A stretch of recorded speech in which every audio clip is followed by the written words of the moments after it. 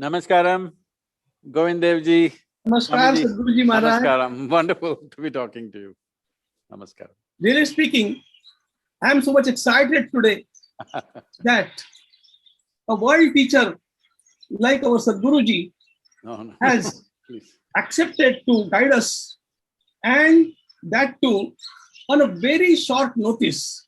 I apologize that I should have requested much earlier, but it's your grace only that you accepted it. I bow before you my When hundreds and hundreds pranams for you. you're continuing Krishna's work, how can I say no to you? It's the grace that you are showering upon us. Today, as Bhagavad Gita has said, Sadvidya pranipatena pariprashnena sevaya upadekshanti te jnanam jnaninas tattvadarshinaha. Those great seers guide you only when you offer your pranams at their lotus feet and ask some questions. We, for last 6 months, during this COVID period, are working. Really speaking, we have been working for 36 years for this cause, but it was never online. But this COVID has compelled us to come online, and it has turned like a miracle. We reached around 80 countries, and more than 1 lakh kids, almost kids, some parents have learned by heart 2 chapters from Bhagavad Gita. Wonderful. This is being done by selfless workers who are not paid at all. They are all only honorary workers. They are Krishna Bhaktas, they are the Karyakartas only. And we are doing this through 11 languages. And today, it's grace of God that we have found a world teacher like you to guide us. In the beginning, I want to ask one thing. From the beginning, we have emphasized upon one thing, that we may read Gita from any language, from any translation. But when chanting, we should emphasize only on the Sanskrit text, because they are the words that have come from the lotus mouth of Bhagavan Krishna, and therefore they are like mantras. And therefore, all this Gita teaching is done through Sanskrit text only, as far as the chanting is concerned. For explanation, we use all the languages. With folding hands, I am asking a question. Are we right in giving that emphasis on the Sanskrit original Gita text? That should be clarified by you. Your clarification shall be a great guidance for us.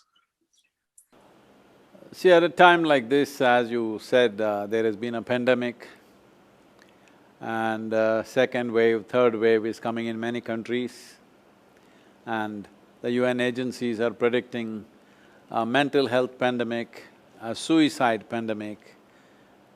A massive number of people are committing suicide.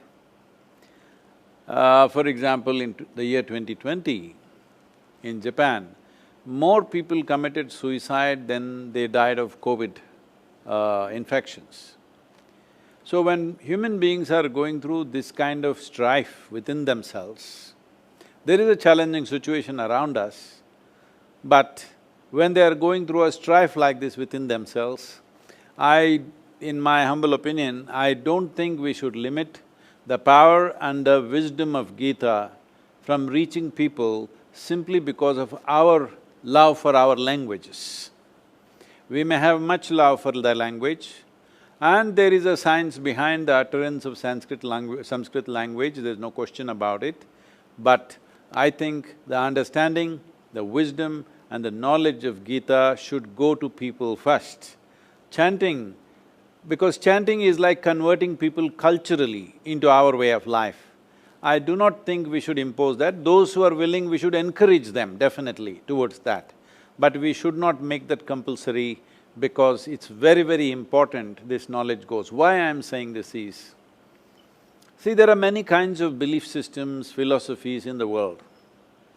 But in my opinion, I clearly see this, that for the next generation of people, this… in India, our way of looking at things is we look at the divine as an empowerment for us so that we heighten ourselves and function at a higher level. The most important aspect of Krishna's teaching, I am not a… see, I myself cannot read or speak Sanskrit, I am an ignorant person. In front of you, you're all scholars. So, I would be restricted by this. So in my opinion, for me, the most significant aspect of Gita is the Vishwarupa Darshana that Krishna bestows on Arjuna. Whatever he spoke, how much ever wisdom was there, still Arjuna went on asking questions because this is the nature of human mind, it will go on investing in more doubts and more… picking more and more loopholes somewhere. But the moment he shows him who he is in terms of his inclusiveness, how the whole existence is a part of himself, and he is showing this because he also wants to convey to Arjuna and everybody in the world that this is your nature also. If you are willing, if you open up your… the dimension of your existence, you could experience everything as yourself.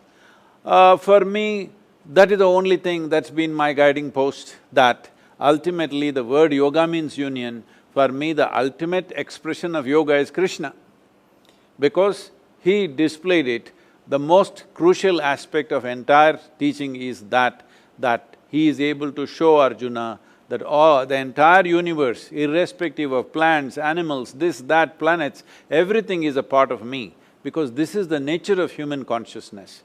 This rising of human consciousness or raising of human consciousness is very, very important, because morals, values, ethics all stand by us when things are going well.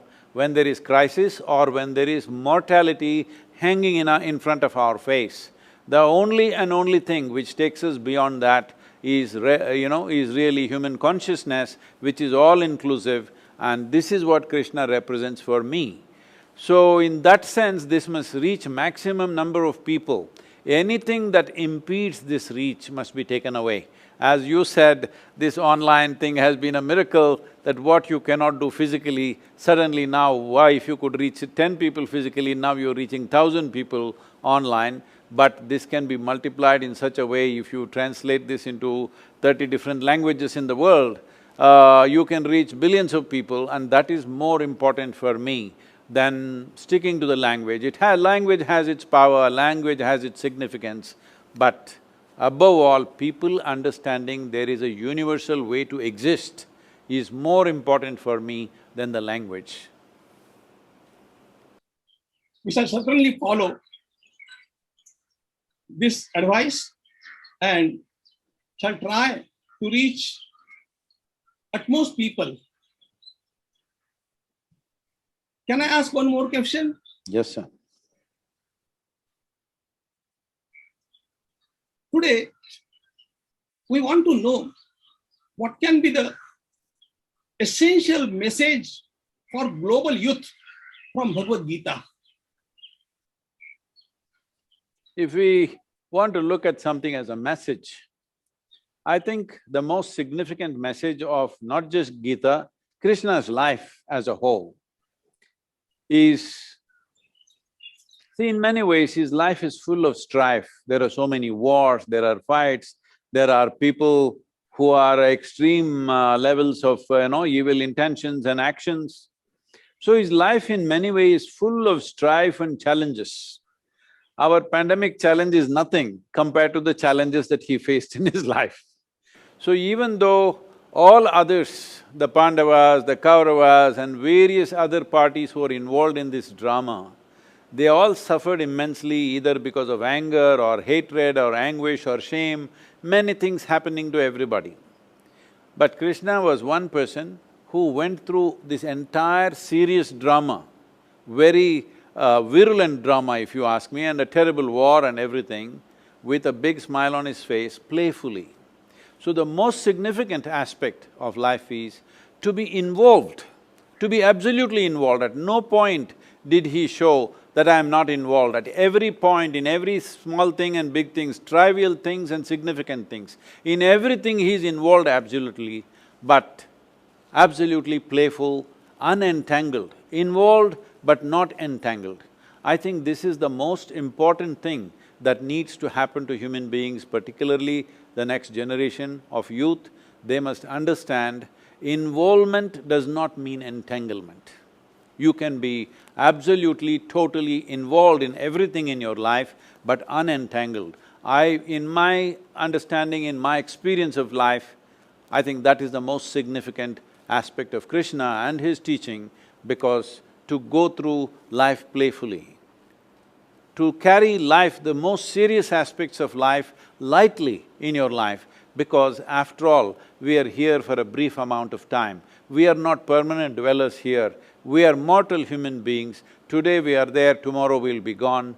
We need to learn to handle this life lightly, then we will do appropriate things. The moment we get serious about everything, then we become sick. See, at least in India, the way we speak English language, if somebody says, my grandmother is serious, we understand that she is dying. So, if people have become serious, they must understand they are moving away from life towards death. I think most important aspect of Krishna's message is, it's life, life and life. While listening to this reply, I just remembered that our Sadhguru Maharaj is himself an example of this. I had always got great respect for Sadhguruji, but it reached its ultimate height when I came to know that he has started the movement for the freedom of Hindu temples in Tamil Nadu.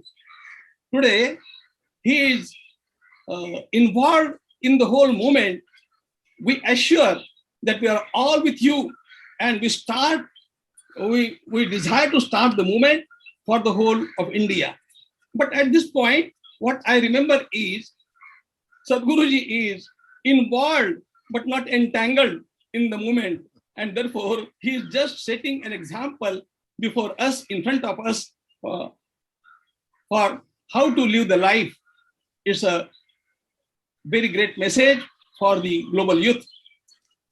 This is a very important thing, because see, the basic infrastructure in this country which kept the Hindu way of life alive, because Hindu way of life is not run by one head somewhere, there is no one belief system, there is no one book, there is no one principle. Everything is entertained and everything is respected and regarded. The variety of spiritual processes, all of it has been respected. Karma, Gnana, Kriya, Bhakti, everything on the same platform. We are not separating those two as one superior to the other. But at different times, maybe different things become significant in human evolution. At different times of history and time, certain things become more dominant than the other, that's a different matter. But we have not ever thought, this path is superior to that path is superior to this. So in this context, temple infrastructure was the main infrastructure where nobody ever led a prayer or a teaching, but people went there to imbibe that energy. We go to a temple not to pray, but to have darshan. We want to see and imprint that divine image within our hearts and come out. We are not going there to pray, we are not going there to petition God. He need not talk to us, He is silent, but we want to take His image into our hearts. This is the nature of the Hindu temple. But now, to keep this as a vibrant image, the murti, to keep it alive, there are many processes. When these processes are run by people who are not involved, who are just government employees, well, these processes are all dying As the government has admitted over 12,000 temples, there is no puja happening, even one puja is not happening. 37,000 temples, their income is less than 10,000 rupees per year. And 34,000 temples, there's only one person in the temple doing puja, maintenance, security, everything one person, and he's paid 1,500 rupees, 30 rupees per day, something like that. So, when this is the condition, I feel devotees must take into charge, but for this everybody needs to come together. I am seeing that I am receiving a lot of abuse now myself, and they are not even sparing my mother, they're abusing everything. And unfortunately, what I see is very strong devotees, genuine devotees are also misguided by certain vested interests, and there's a lot of reaction. It is very important that we present ourselves with a single face, not one against the other, because this has cost us enormously in the past. Enormously in the past, through the invasions, through occupations, we have paid a huge price, at least in free India. We are going to complete 75 years of independence. It is time we come together as one force.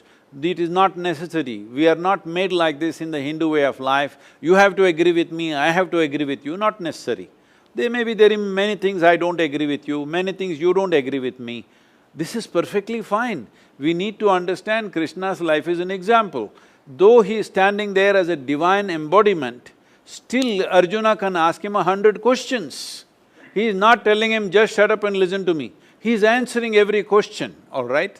So this is the nature of our culture. It is not necessary we have to agree with each other, but still we must understand the fundamental purpose is same. So we should not go in divergent ways, which unfortunately is happening in the country. I hope we come to our senses and function as one unit, because the demographics of the nation is changing in such a way. At this time, I am not even thinking of my culture, your culture in that sense. I am seeing that this is the only culture which allows seeking for truth. Everywhere else, everything is written down, you either believe it or you're dead kind of attitude. Here, even if God himself comes, we can question him. Where else is it possible that you can question God, you can ask 100 questions to God, where else is it possible? This is the only culture. So I am saying, for future generations, the only thing that will be relevant for the world's youth for all the youth in the world is this Hindu way of life, not as a religion, not as my culture, you must take it, not like that, but as a teaching, as a guidance. There is no other guidance in the world which is universal and inclusive. Let us keep it inclusive and universal. Let us not make this you versus me, because there is no you versus me. You can worship a stone, I can worship a tree, but both are devotees. This is the nature of our culture, we must keep it that way. Yes, Guruji, our Indian culture has always said, Vasudhaiva Kutumbakam, the world is one family, and therefore nothing is thrust upon anybody. Everybody can have his own way. Now, today, we received a light from you that we don't go to the temples just for praying, but we go there for getting our batteries charged. This is a new concept at all, totally, and therefore we are grateful. And people may abuse or people may say anything, but we all are your followers, and what you are doing for this country, for this nation, and for the humanity at large is quite necessary today, and we shall try to follow your footsteps, definitely. Govind Giriji, I am not talking about abuse as a problem for me, because I am made like this, neither somebody's abuse nor praise either rises me nor puts me down. I am who I am for what I am. That is not the issue.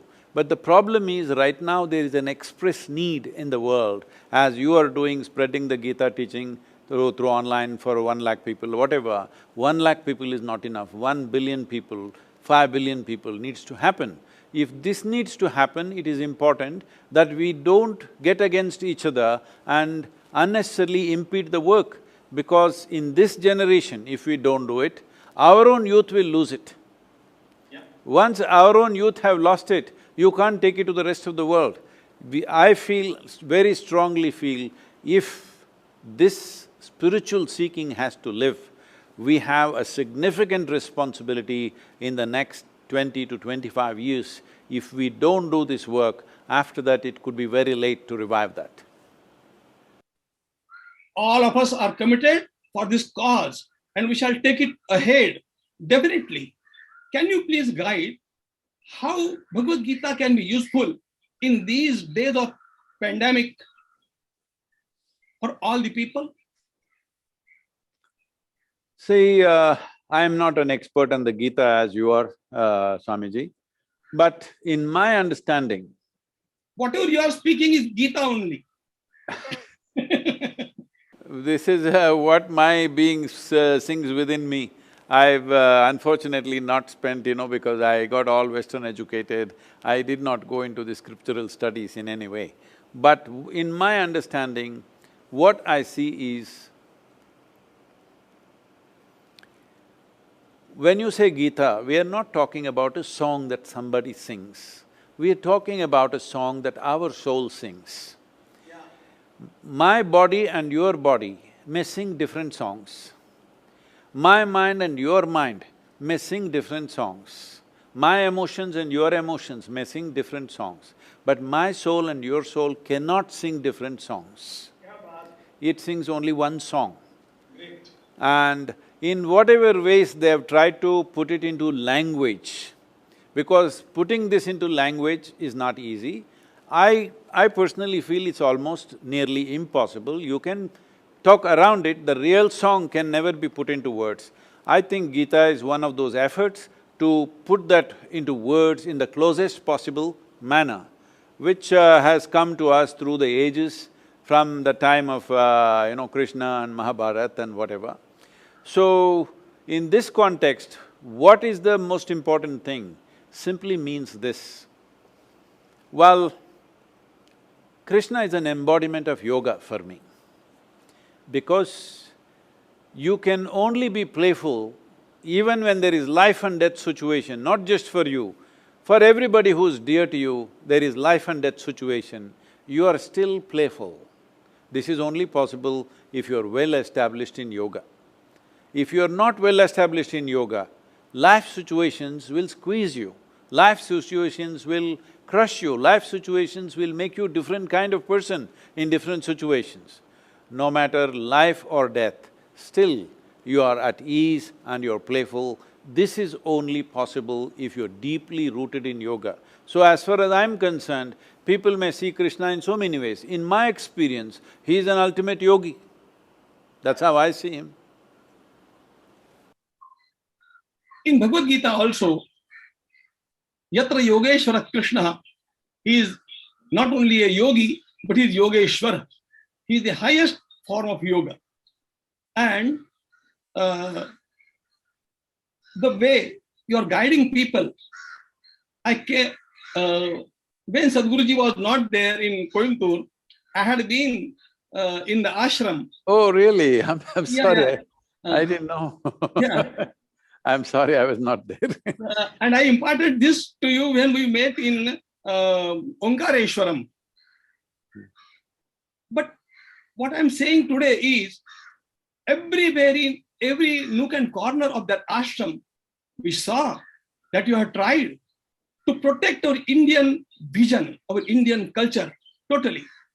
This is the great challenge, and the wisdom that has come from ages, it has been not only imparted intellectually, but people are given, the kids are given that atmosphere that so that they can be molded that way. We are trying to do the same thing, Sadhguruji, and therefore we shall require your guidance for this humble work many a times, not just once.